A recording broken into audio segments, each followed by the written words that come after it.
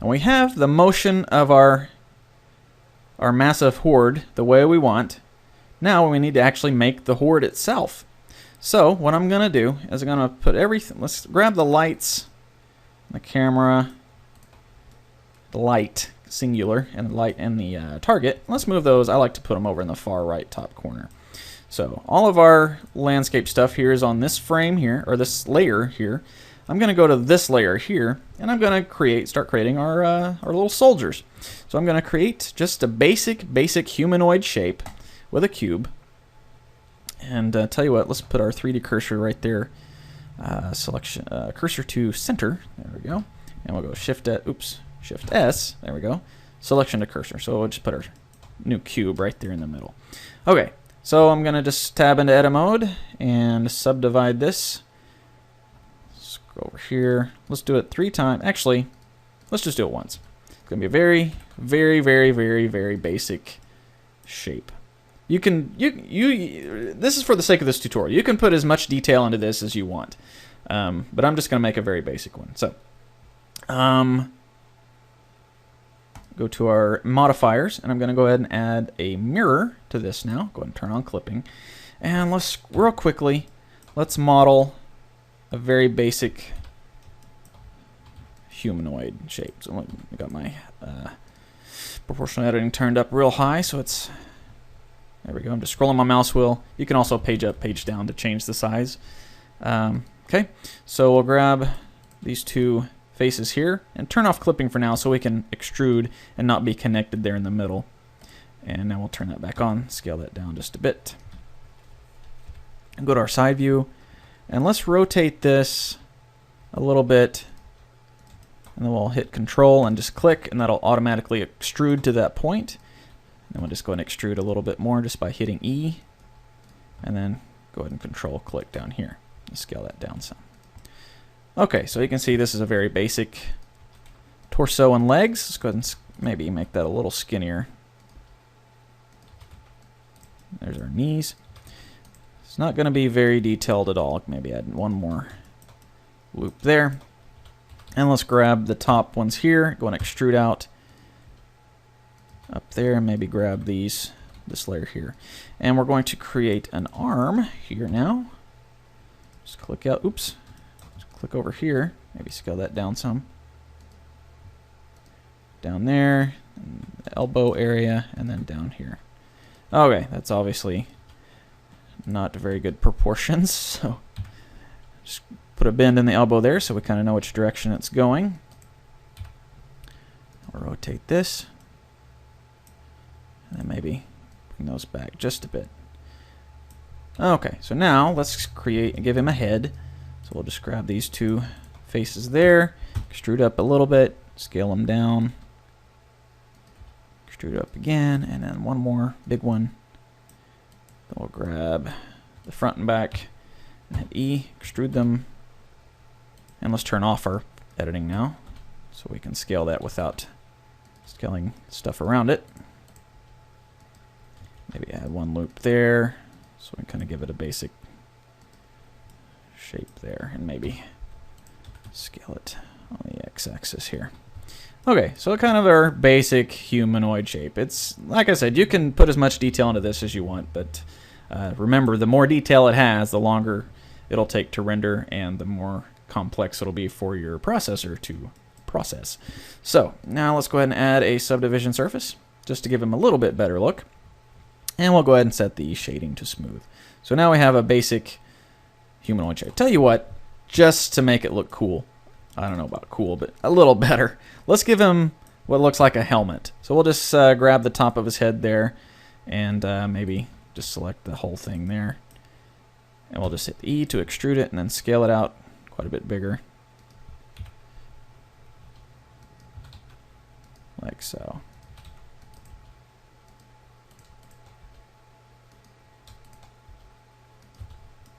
Okay, so he's got a basic helmet. Maybe make it a little wider there. And it's very square. But in any case, fix him how you want. Now we just need to create a quick rig really quick. So we'll say armature single bone. And let's go ahead and set that to X-ray. And then minimum draw type to wire. There we go. And we'll tab into edit mode and scale that up. That's going to be his torso bone. Now, like I said, this is a very basic character. I'm not going to put in a spine and a hips and all that stuff. Just very basic to show movement. So this is going to be his torso. Okay.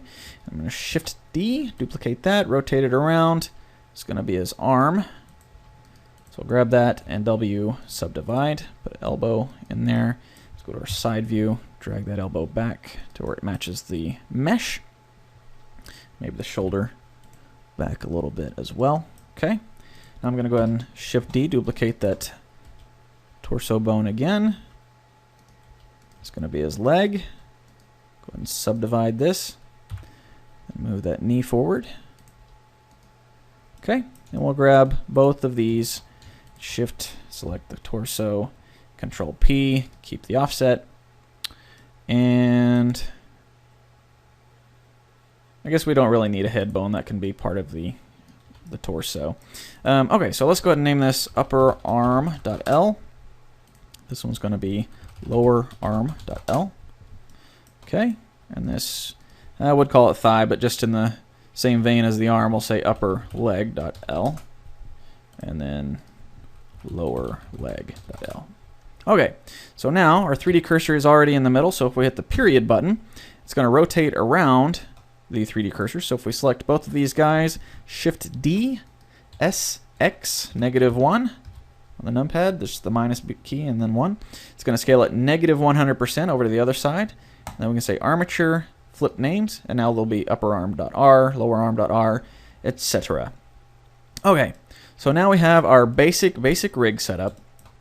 So let's apply our basic model to our basic rig. So we select the model first, Shift select the rig, Control P, automatic weights. So now if we select the rig itself and go to pose mode, you can see at Control comma, so we're rotating around its origin rather than the 3D cursor again.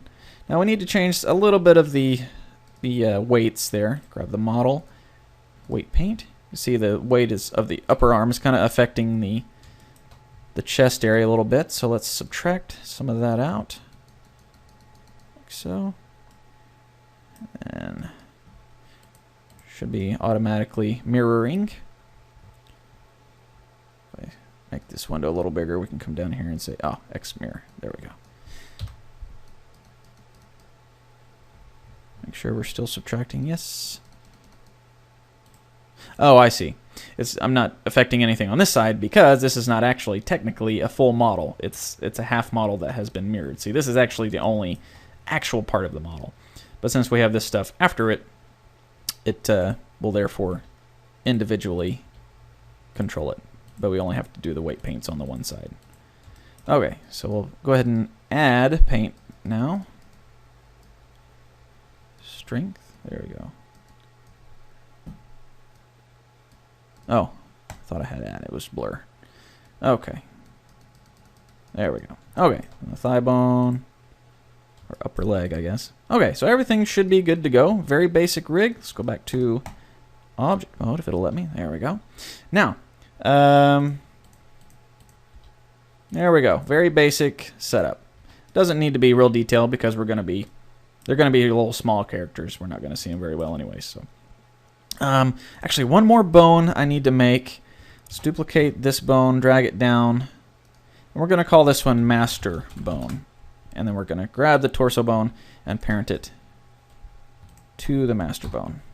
Keep the offset. Okay, so now, see, this controls everything, and then this controls just the body. Okay, so now we need to go ahead and create. I'm going to split this window and go to the dope sheet, and this is going to be an action editor. And we're going to create a very basic run cycle. Okay, and we'll go to our side view. And we'll just go ahead and start putting our little guy in a running position. And one thing that'll help with this, make it a little easier, and go auto IK. That way we can just grab the bones and move them. It's almost like it has inverse kinematics set up, but you don't have to set up targets and all that mess. So we just move them to where he's in a running position.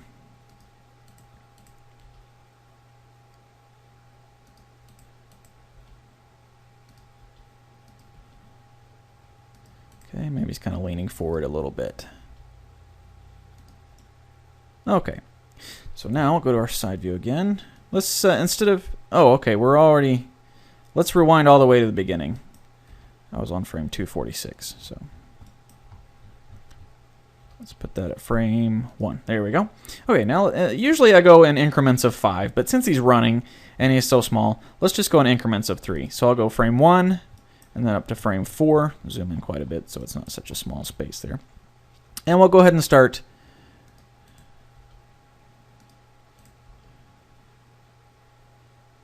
going through the second part of the run. Okay, and then up to frame 7. Come down a little bit. Grab the other one. Actually, I guess he'll need to be going up this time, won't he? Because he's launching off for that foot. This arm is swinging forward. This one's still coming back. So. Okay. So we could probably... Actually, let's swing this leg out a little bit. We might be able to go ahead and just loop it. So I'll select everything. There we go. And just copy the pose there. And then we'll go up to frame 10 and paste the opposite. So now we can see. I guess he needs one more pose there before we can loop it. So let's go ahead and set that down like so.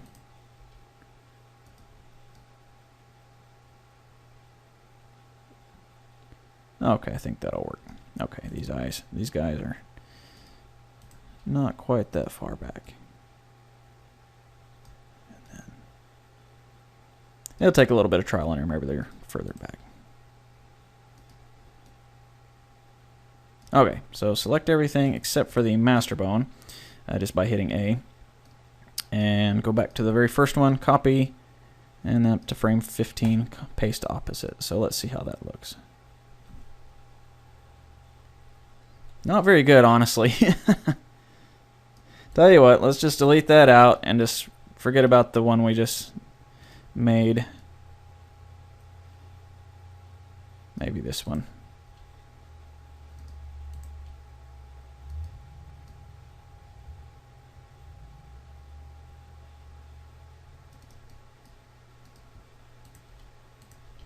Doesn't have to be perfect, but we do want it to look like he's running. Okay, so select everything and paste opposite. So I think that'll work for now, or for the purposes of this tutorial. And then copy we're going to be doubling basically the opposite side. So we're going to copy this frame where his left foot is forward to that frame where his right foot is forward, and we'll just double up that one to there, and then finally this last one to frame 16, opposite, and then finally we'll just copy that very first one to 19 and just paste it normally. So now we have, okay, so that's a decent, it's not the best at all, but it does give the illusion that he's running. Okay, so now what we need to do is go ahead and expand this window out here and go up to our NLA editor. There we go. And set the little snowflake right there. And this is where we get to see him constantly run across the battlefield there. We can't see him very well here, so I'm going to hit N and T so we get rid of the toolbox and the properties panel, because I need to put the properties panel on this one now. And you can see he's running the one time and stopping. So we need to set it to repeat quite a few times. And since the total run is 19 frames and we have 250 total frames, we'll just estimate, say the total run is 20 frames. So it needs to go 11 times for 220, and then 12, 13. my math isn't as good as it used to be. So let's just say 11 start off with, and you can see that it goes all the way up to frame 199. Make this window a little bigger. Just repeat it enough times to where we get just past 252. So almost 14. Yeah, almost 14. So now, if we rewind all the way, you can see he's running the whole time. And it's not a very pretty run cycle, but it'll work. Okay, so that looks decent. Okay, so now, if we go back, go ahead and save this. And if I go back to the layer that has the landscape on it, and we select the emitter again, go to our particle settings, and go ahead and collapse all this stuff. Down under render, we're going to say object this time. And we're going to select, what was it, cube? Is that the name of that guy? I never did name him, did I? Cube. Let's name it Army Man. Okay. Now back to that layer and the particle settings. Make that window quite a bit bigger.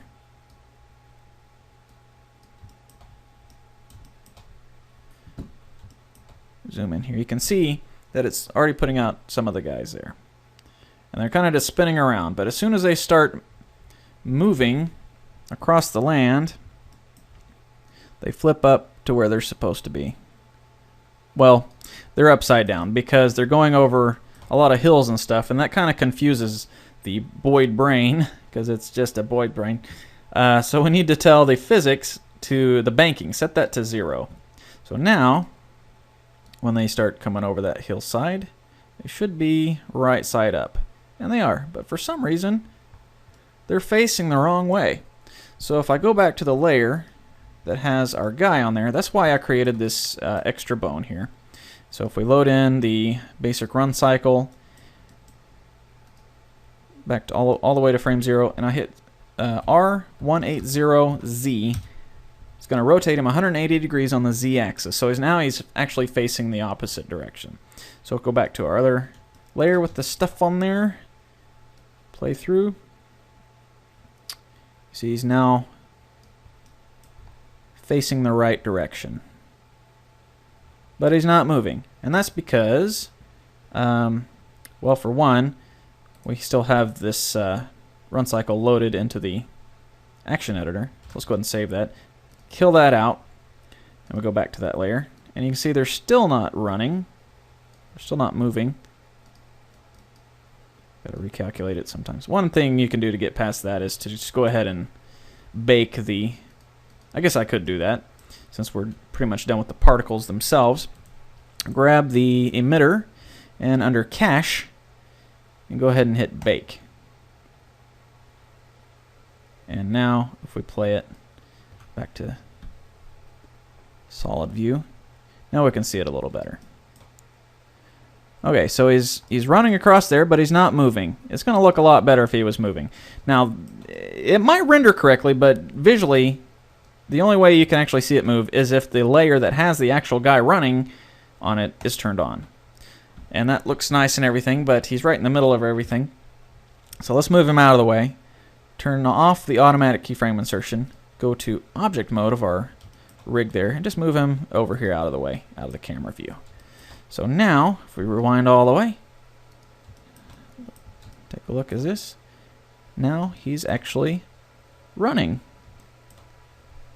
So if we look through our camera, we can see we have all these little guys running across the screen. So if I hit Control up, we can put that full view. So that looks pretty cool. And then you could call it done if you wanted to, but you can also tweak it a little bit better. They're all running in step, and unless they're robots programmed to run at the exact same speed, they're not going to be running in step. So one thing we can do to get around that is just go back to the layer that has our little guy on it, and we'll come over here, and we'll select everything, and we're going to Shift D, duplicate that.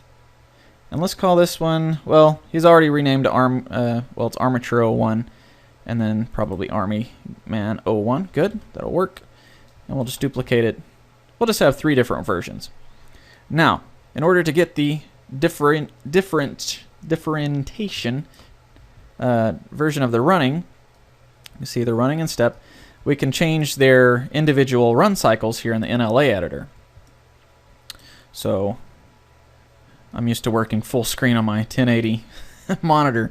So this 12 or 720 whatever is a lot smaller. Anyways, so let's set the, let's see, the very first one is going to be armature, and then the second one is armature 01 and armature 02.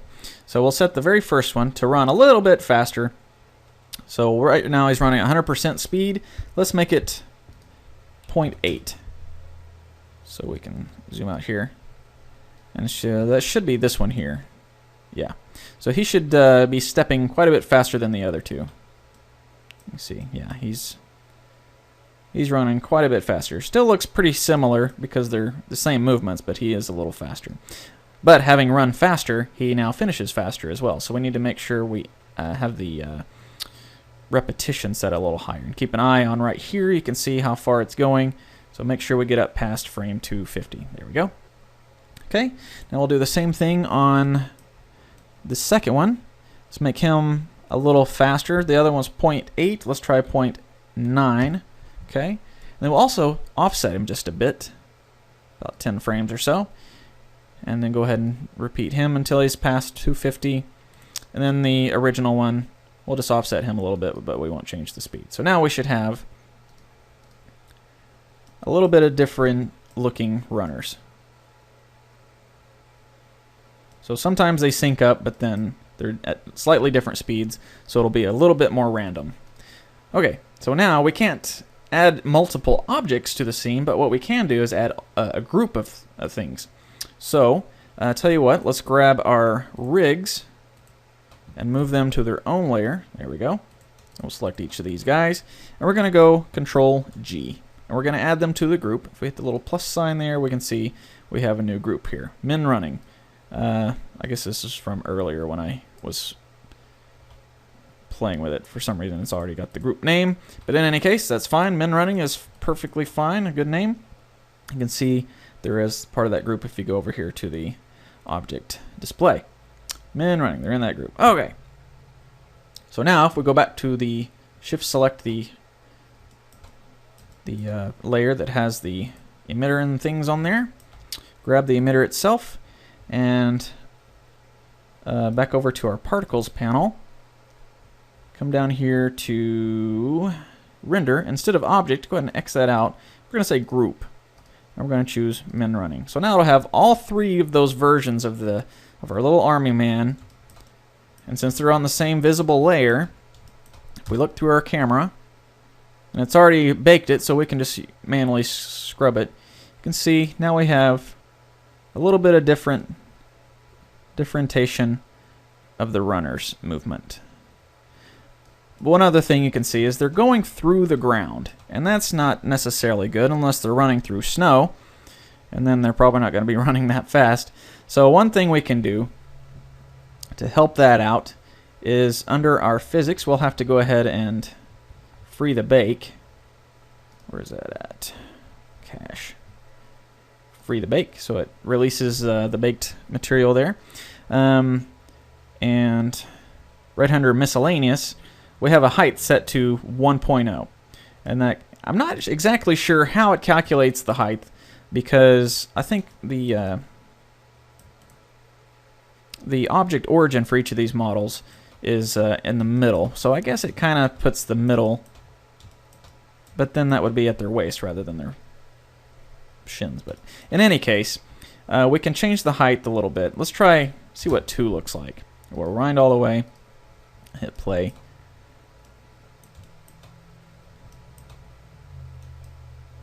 And then that looks, well, if I can pause it, there we go. That looks a little better. It's not quite knee deep anymore. And 2 is about as high as you can go. So the only way to actually change it any further is to change the median point on your model itself. So if we come over here, the way you do that is just we go Shift S, selection to, or cursor to selected, and then front view. There we go. Put our 3D cursor down here. we could go up to Object, Transform, and say Origin to 3D Cursor. But then it has the potential to throw off the rig. So if you're going to do that, you might do it before. There you go. Just undo that a few times before you start animating it. Make sure it's aligns properly. Okay, so that's pretty much how you get a nice massive army attack running over a hillside. And like I said, you can put as much detail into the characters as you want. Give them textures and everything. You could, make spiders or something else instead. But that's how you do it. It looks pretty cool, and it's not that difficult to do. So, I think that's going to be it for this tutorial. Thank you for watching. Hope you learned a thing or two. And if you find any ways to make this look even better, be sure to comment below, and I'll take a look, and we'll all learn something. So, again, thanks for watching, and I'll catch you next time.